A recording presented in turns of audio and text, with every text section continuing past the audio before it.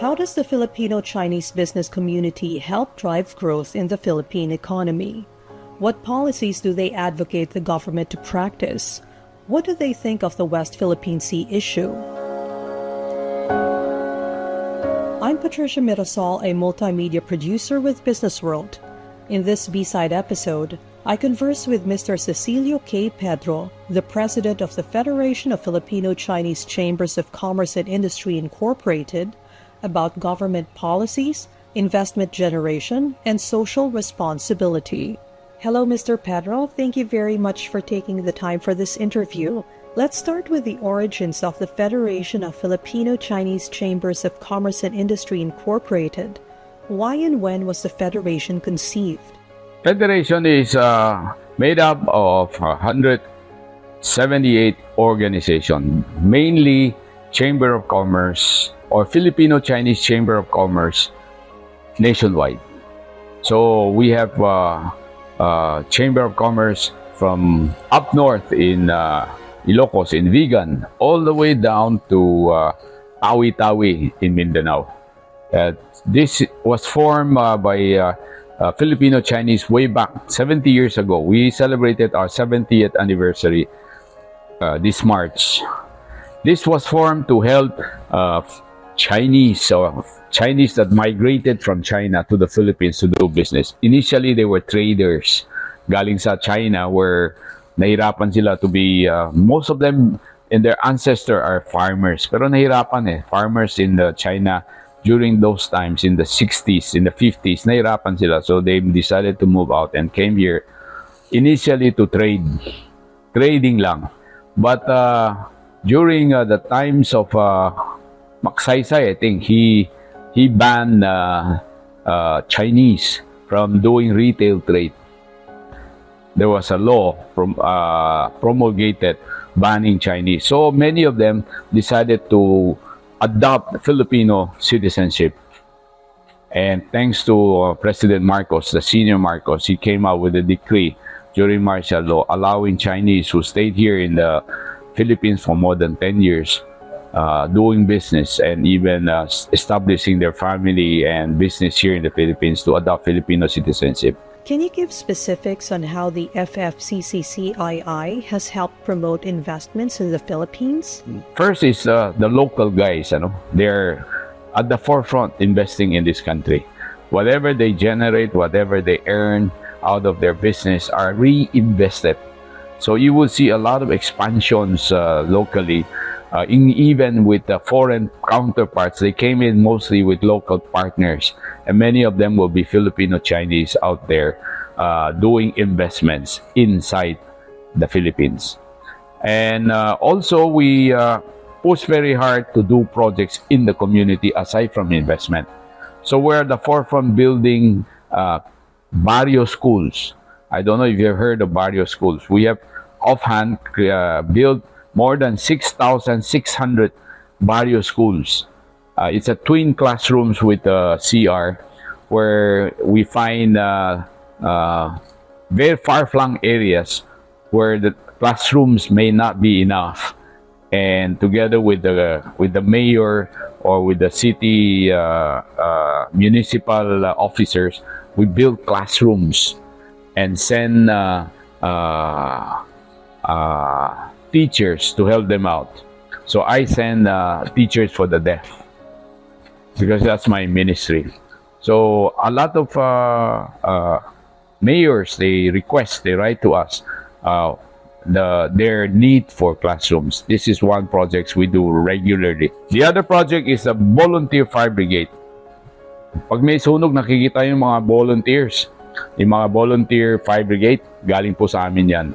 We started that in the 60s because at that time we noticed that the mabagal kumilos ang mga fire department, natatagalan, kulang. So we decided to put up our own teams.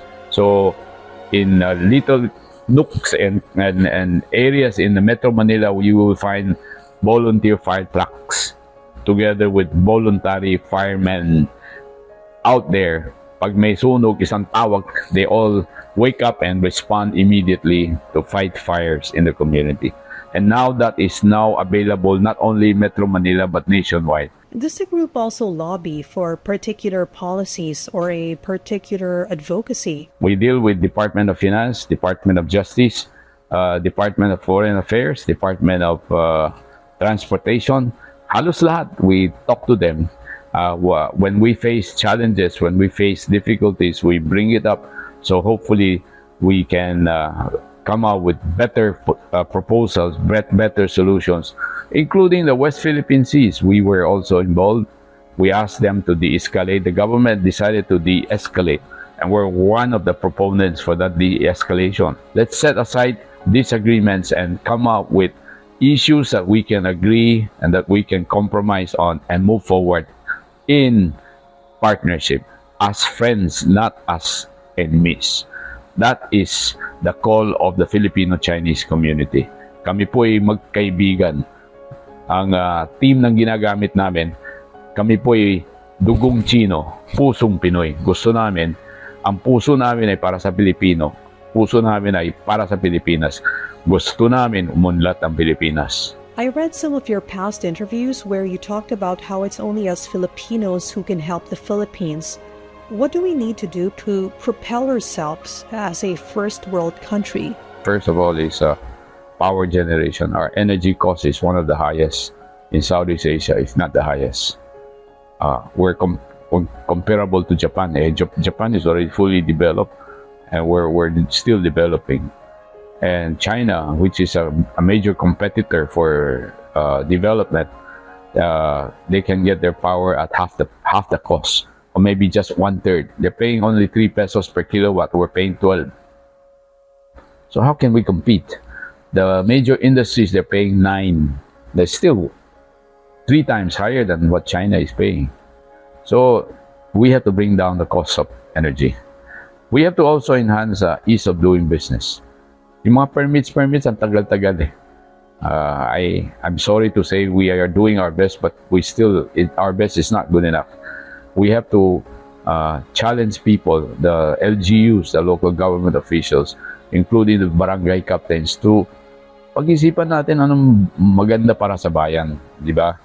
Let's help generate jobs, and we need investments to come in to generate jobs. Huwag na natin pahirapan yung mga investors. Kung ano-anong requirement kami matagal na rito eh. May mga fire department inspection, kung ano-anong mga inspection dyan, mga sanitation, mga basura, kung ano-anong in-inspection, every time they create difficulties for you to comply. So we have to make sure that all of these are put together to enhance investment, to enhance job generation. Kaya ang daming walang trabaho, kaya ang daming lumalabas, nagkatrabaho kung saan-saan. Bakit? Dahil ang hirap maghanap ng trabaho dito sa Pilipinas. If the jobs are available here, they would rather stay here. So, and we cannot pay very high because the salaries cannot go up so much because there's so much supply. The demand supply is not favoring the salary workers, because there are more who are willing to work at a lower cost. So, unlike if you go outside, they have to pay you higher to entice you to go there. We cannot compete. You mentioned something about regulations.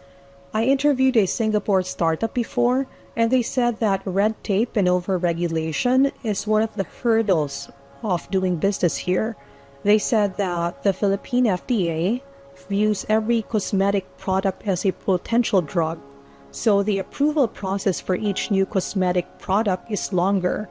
What are your thoughts on that? We have people assigned to deal with FDA ever since because of the difficulty before.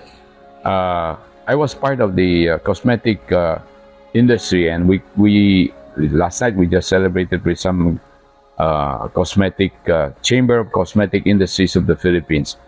We spearheaded also the harmonization of cosmetics in the region, in ASEAN.